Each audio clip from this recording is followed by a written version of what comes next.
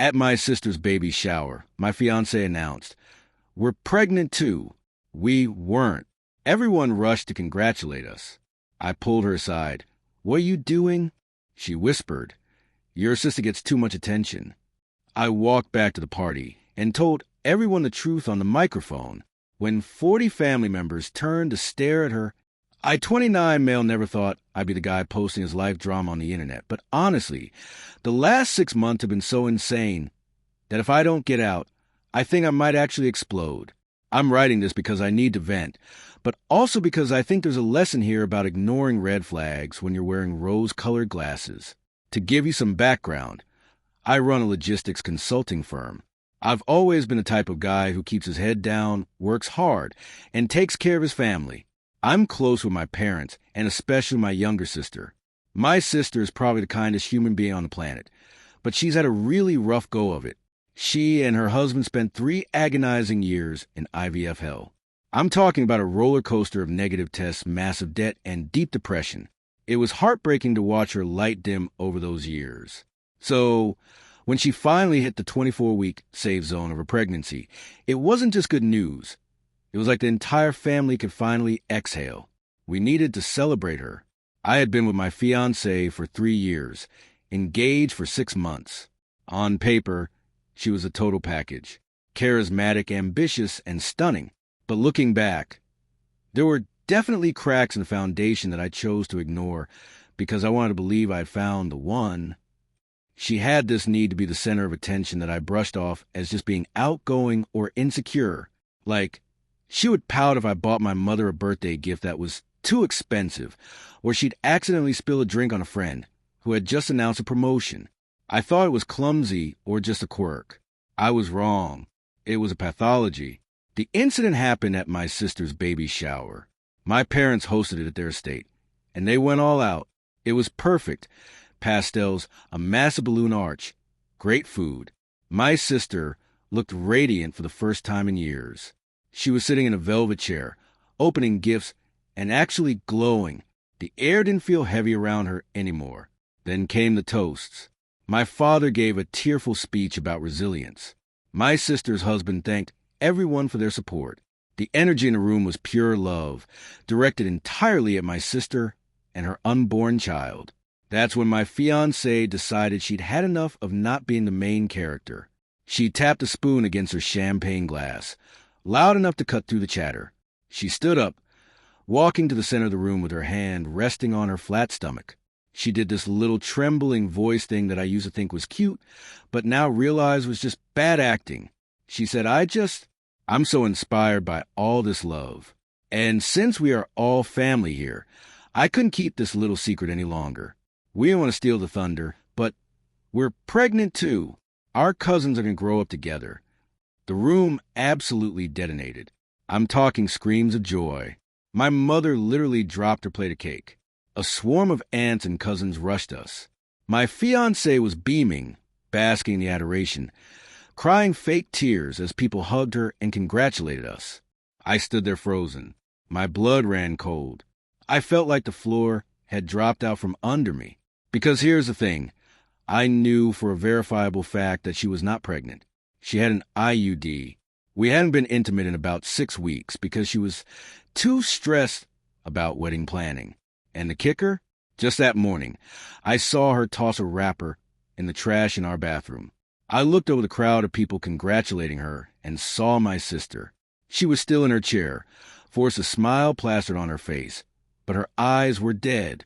The crowd had literally turned their backs on her to worship my fiancée. The light in my sister's eyes, the one that took 3 years to return, was gone in an instant. I didn't feel rage initially. I felt this sudden, cold clarity. It was like the last 3 years of my life recontextualized in a single second. I walked over, grabbed my fiancée's arm hard enough to steer her, but not to hurt her, and said, "Kitchen, now!" She giggled at the crowd. "Ouch, let go!" You're just excited, playing the blushing mother-to-be perfectly. Once the swinging doors to the kitchen closed, the noise dampened. I let go of her and just looked at her. "What the hell is wrong with you? You aren't pregnant." She rolled her eyes, checking her makeup in the reflection of the oven like we were discussing what to order for dinner. So, we will be soon. I'll just get the IUD out next week. It's the same timing. Basically, why do you have to be such a killjoy? You stole my sister's moment, I said, my voice shaking. She went through hell for this. She whipped around, her face twisting into a sneer I'd never seen before. It was ugly. Oh, God, stop it. Your sister gets too much attention. Poor her. She can't breathe. Poor her. It's so hard. I'm sick of tiptoeing around her issues. It's a party. I made it better. Now we're both celebrated. You should be thanking me for making you look like a potent man instead of dragging me in here. She poked my chest with a manicured finger. Now, wipe that look off your face. Go out there, kiss my stomach, and look happy. Don't you dare embarrass me. She fixed her dress and strutted back through the doors. I stood there for about 10 seconds. I watched the scene through the window in the door. She was back in the center, holding court, rubbing a belly that contained nothing but her own audacity. My sister was sipping water, looking at the floor, totally defeated. I made a choice right then. I walked back out. I didn't go to her. I went to the DJ booth and took the microphone. Everyone, can I have your attention, please? The room quieted down. My fiancée looked at me, eyes wide, expecting a gushing tribute. She smiled, tilting her head like a puppy. I need to clarify something. I said, my voice dead calm. My fiancée is not pregnant. A confused murmur rippled through the room. My fiancée's smile faltered. She has an ID. I continued, looking her dead in the eye. We haven't slept together in a month, and I saw her hygiene products in the trash this morning. She lied to you just now because she felt my sister was getting too much attention today, and she couldn't stand not being the center of the room. Silence. The kind of silence that is weight. 40 family members turned their heads in unison to look at her. I am ending this engagement immediately, I said. I apologize for ruining the vibe, but I refuse to let a lie overshadow my sister's miracle. Back to the party. I put the mic down. The sound that came out of my fiancé wasn't human. It was a shriek of pure, humiliated narcissism. The chaos that ensued was biblical. My mother, a woman of strict etiquette, walked up to my fiancé and quietly asked her to leave. My fiancée tried to slap me, but my cousin caught her wrist midair. She was screaming that I ruined everything, that I was a jealous loser, as she was essentially escorted out by her own embarrassment. I didn't engage. I walked over to my sister, kissed her forehead, and told her I loved her. Then I left to deal with the fallout. I drove back to my house. I bought it 5 years before we met, so it's solely in my name, but she had moved in about a year ago. In the car, my phone blew up. Her friends were texting me things like, how could you humiliate her? While my family was texting me that I was a legend. When I pulled into the driveway, her car was there. She was inside. The deadbolt was latched. I used my key, but it was jammed or blocked from the inside. I knocked. Go away. I'm calling the cops, she screamed through the door. It's my house. Open the door so I can get my things, or I'm calling a locksmith. I live here. You can't kick me out. That's a legal eviction, she shrieked. She knew just enough law to be dangerous. In our state, if someone establishes residency, you can't just throw them out without notice, even if they don't pay rent. But I wasn't trying to evict her right that second. I just wanted my clothes and to check my safe. 10 minutes later, a squad car pulled up. She had actually called them. 2 officers stepped out. I stayed on the porch, hands visible. Officer, I own the home. She's my ex-fiancée as of an hour ago. She's locked me out. The door flew open. She stood there, mascara running, hyperventilating. He threatened me. He said he was going to drag me out by my hair. I'm afraid for my life. The entitlement was staggering. She was weaponizing the police to punish me for her lie. 1 officer separated us. The other talked to me. I explained the situation, showed him the deed on my phone, and clarified I made no threats. They talked to her, and since she had 0 proof, no texts, no recordings, it was her word against mine. The officer came back looking tired. Look, it's a civil matter regarding the residency. You can enter your own home, but she claims she feels unsafe if I leave and you two get into it. Someone is going to jail. My advice? Grab your essentials and stay elsewhere tonight. Sort out the eviction tomorrow. I nodded. Fine, but I need to check the master bedroom safe first. I have cash and documents there. The officer escorted me in. She sat on the couch, glaring daggers, filming me with her phone. This is abuse, she narrated for her Instagram story. He's bringing armed men into our home. I went to the bedroom and opened the safe. It was empty. My passport was there, but the emergency cash, about $5,000, was gone. But worse, the folder containing our wedding fund bank statements was gone. I pulled up the banking app on my phone immediately. We had a joint account strictly for wedding deposits. I had put in $40,000. She was supposed to match $10,000. Balance, $412. I felt sick. I scrolled the transaction history. It wasn't vendor deposits. Neiman Marcus, $3,200. The Ritz-Carlton, $1,500. Cash withdrawal, $800. Venmo to Marks, $400. Venmo to Marks, $400. Venmo to Marks, $1,200. She hadn't just lied about the pregnancy.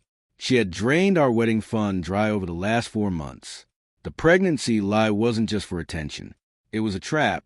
If we were pregnant, I wouldn't cancel the wedding, and she could hide the missing money until after we were legally bound. I looked at the officer. I'd like to file a report for theft. The next 48 hours were a masterclass in gaslighting. She posted a sob story on Facebook claiming she miscarried due to stress caused by my abusive ex. She didn't mention the baby shower lie. She spun it that she was pregnant, and I caused her to lose it.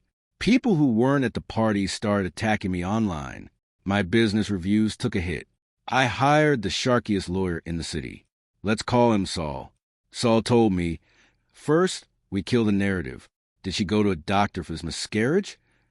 I told him no. He said, good. We file for a temporary restraining order regarding the financial theft to freeze any remaining assets, and we start the eviction. But the ring, that's the big one. How much? $22,000, I said. Conditional gift, Saul nodded. In this state, if the wedding is off, the ring comes back. Doesn't matter who broke it off. If she sold it, she owes you the value. We serve her the eviction notice 3 days later. She retaliated by filing her own TRO, claiming I was stalking her. She tried to use a pregnancy to gain sympathy from the court judge. We went to the hearing. This is where her entitlement hit a wall called the U.S. legal system. She showed up without a lawyer, thinking her tears would work. She told the judge, Your Honor, I need him to pay for my medical bills in distress. He killed our child. The judge, a no-nonsense woman in her 60s, looked at me. My lawyer stood up. Your Honor, the defendant claimed she was pregnant at a party on Saturday. The plaintiff has text messages from Friday, the day before, where the defendant discusses refilling her birth control prescription. We also have a sworn affidavit from the plaintiff's sister and 15 witnesses regarding the announcement. Furthermore, regarding the miscarriage, we request any medical record from any urgent care or hospital dated in the last 72 hours. She froze. I dealt with it at home. It was too painful. And the wedding funds, my lawyer pressed. Your Honor, we have bank records showing $40,000 of the plaintiff's money was spent on luxury goods and transfers to a Marcus over 3 months. This isn't a domestic dispute. This is grand larceny and fraud. The judge looked at my ex, ma'am. Do you have medical proof of pregnancy? I don't need to prove my trauma, she yelled. Actually, in my courtroom, you do. The judge snapped. The TRO against the plaintiff is denied. The eviction stands. You have 30 days to vacate. And regarding the funds, I suggest you get an attorney immediately because you're staring down the barrel of criminal charges. That Marcus from the bank statements? I did some digging. It was her ex-boyfriend from college. She wasn't cheating physically as far as I could tell, but she was paying his rent. Why? Because she had told him she was a successful business owner, and he was down on his luck. She was funding a fake life for him to maintain a fake image of herself as a benevolent savior. She literally stole my money to look rich to an ex. The betrayal was so layered, it was almost impressive. But she wasn't done. The night before she had to move out, she decided to play her final card. She destroyed the house. I walked into my home after the sheriff confirmed she was gone. The smell hit me first. Bleach and rotting fish. She had poured bleach on my custom leather sectional. She had sewn raw shrimp into the hems of the curtains. A classic, petty internet trick she probably saw on TikTok. She had taken a hammer to the drywall in the nursery, the room we had talked about for our future kids. On the wall, in red lipstick, she wrote, "You owe me." I didn't cry. I didn't scream. I took photos. Detailed, high-resolution photos of everything. I called Saul. She trashed the place. "Good," Saul said. "We add vandalism to the suit, and we go for the juggler on the ring." She had sold the ring. We found out because she posted a photo of a new designer bag 2 days later with the caption "Self-Care." The bag cost roughly what the pawn shop value of the ring would be. We took her to civil court. It took 6 months. The trial was humiliating for her. My lawyer dissected her finances. We proved she had zero income. She claimed to be an influencer, but made no money. We proved the theft of the $40,000. We proved the damages to the house, which totaled $15,000 in repairs. When she took the stand, she tried the waterworks again. He promised to take care of me. He broke a verbal contract. "Ms. X," my lawyer asked, "did you or did you not announce a fake pregnancy to distract from the plaintiff's sister?" It wasn't fake. I felt pregnant. Feeling pregnant and being pregnant are medically distinct. You used this lie to manipulate the plaintiff into staying while you embezzled his savings. That is called fraud. The judgment came down hard. The judge ordered her to pay back the $40,000 wedding fund, $22,000 for the ring, which she couldn't return, and $15,000 for home repairs. Total judgment was around $77,000. She didn't have it, so we garnished her wages. She had to get a real job at a call center because her influencer reputation was torched after I released the court transcripts to counter her smear campaign. Every paycheck she gets for the next 10 years, I get a piece of it. It's not about the money anymore. It's a reminder. Every time she looks at her stub, she has to remember the day she tried to steal my sister's joy. I'm still single. I'm fixing up the house. My sister had a baby boy last month. He's healthy and he's the light of our lives. At his christening, nobody interrupted. Nobody made it about them. It was peaceful. Sometimes the trash doesn't just take itself out.